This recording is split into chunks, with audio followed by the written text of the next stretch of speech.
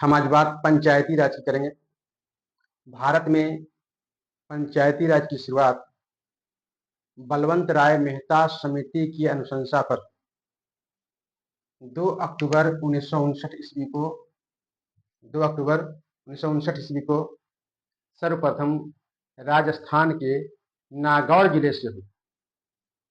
तत्पश्चात आंध्र प्रदेश और अन्य राज्यों में यह व्यवस्था लागू की गई। भारत में त्रिस्तरीय पंचायती राज व्यवस्था है। ग्राम स्तर पर ग्राम पंचायत, प्रखंड स्तर पर पंचायत समिति और जिला स्तर पर जिला परिषद। बात हम लोग ग्राम पंचायत से करते हैं। बिहार पंचायती राज अधिनियम 2006 बिहार पंचायती राज अधिनियम 2006 के आधार पे बिहार के ग्रामीण क्षेत्रों में 7,000 की आबादी पर एक ग्राम पंचायत के गठन का प्रावधान है। इसके लिए 2 या उससे अधिक गांवों को मिलाकर एक ग्राम पंचायत का गठन किया जाता है। आबादी 7,000 होनी चाहिए। पूरे ग्राम पंचायत को औसतन 500 की आबादी पर वार्ड का निर्धारण किया जाता है। एक वार्ड बनाए जाते हैं। औसतन एक ग्राम पंचायत में लगभग 15 से 16 वार्ड होते हैं। औसतन है, ठीक है, कोई दिक्कत। पूरे ग्राम पंचायत से प्रत्यक्ष मतदान के द्वारा मुखिया का चुनाव होता है, जो ग्राम पंचायत का अध्यक्ष होता है। जो ग्राम पंचायत का अध्यक्ष होता है, मुखिया ग्राम पंचायत का अध्यक्ष होता है। इसका कार्यकाल 5 वर्ष का होता है। वार्ड सदस्य का चुनाव 500 की आबादी पर होता है, जो वार्ड सदस्य या वार्ड कमिश्नर के रूप में जाने जाते हैं। इनका कार्यकाल 5 वर्ष का होता है। मुखिया जी स्वयं भी इच्छा से हट सकते हैं या इन्हें पद से हटाया भी जा सकता है। यदि दो तिहाई सदस्य मुखिया के प्रति अविश्वास प्रस्ताव ला दे तो ऐसी स्थिति में मुखिया पदच्युत हो जाएंगे, यानी पद से हट जाएंगे। स्वेच्छा से हटने के लिए मुखिया को पंचायती राज पदाधिकारी के समक्ष आवेदन देना होगा। ठीक है, कोई दिक्कत नहीं ना। अब देखिए, बिहार पंचायती राज अधिनियम 2006 के अनुसार पूरे ग्राम पंचायत में 50% स्थान महिलाओं के लिए आरक्षित है। 50% स्थान महिलाओं के लिए आरक्षित है। इसके अलावे SC, ST और पिछड़े वर्ग के लोगों के लिए भी आरक्षण की व्यवस्था है। ठीक है। ग्राम पंचायत के कई अंग होते हैं। ग्राम सभा है, मुखिया है, ग्राम रक्षा दल है, ग्राम कचहरी है, ये सभी। क्योंकि ग्राम पंचायत पंचायती राज व्यवस्था के सबसे निचले स्तर या कहिए कि प्रारंभिक स्तर की संस्था है। ठीक है ना, प्रारंभिक स्तर की संस्था है, जिसका निर्वाचित अध्यक्ष अर्थात मुखिया ही इसका अध्यक्ष होता है। और बिहार सरकार के द्वारा नियुक्त कर्मी पंचायत सचिव, जिसे पहले VNW के नाम से जाना जाता था, आज पंचायत सचिव के नाम से जाना जाता है, वह ग्राम पंचायत का सचिव होता है। क्वेश्चन आता भी है कि ग्राम पंचायत का अध्यक्ष कौन होता है, ग्राम पंचायत का सचिव कौन होता है, ग्राम पंचायत का गठन कितनी आबादी पर होता है, एक वार्ड का गठन कितनी आबादी पर होता है। तो लगभग आप लोग को समझ में आ गया होगा।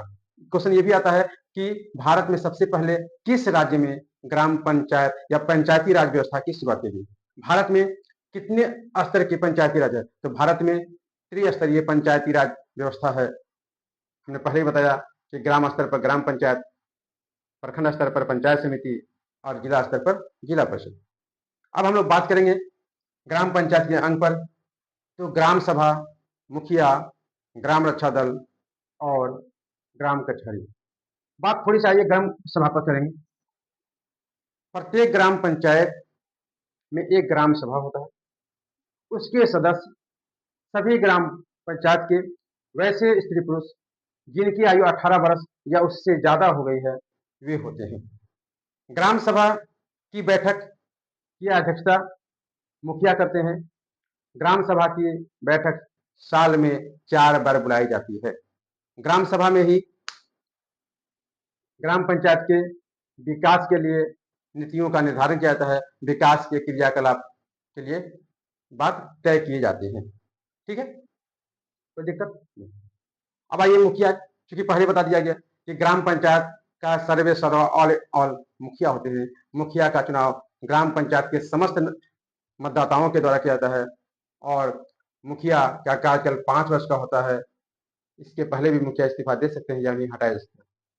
मुखिया की अनुपस्थिति में मुखिया के कार्यभार संभालने के लिए निर्वाचित वार्ड सदस्यों में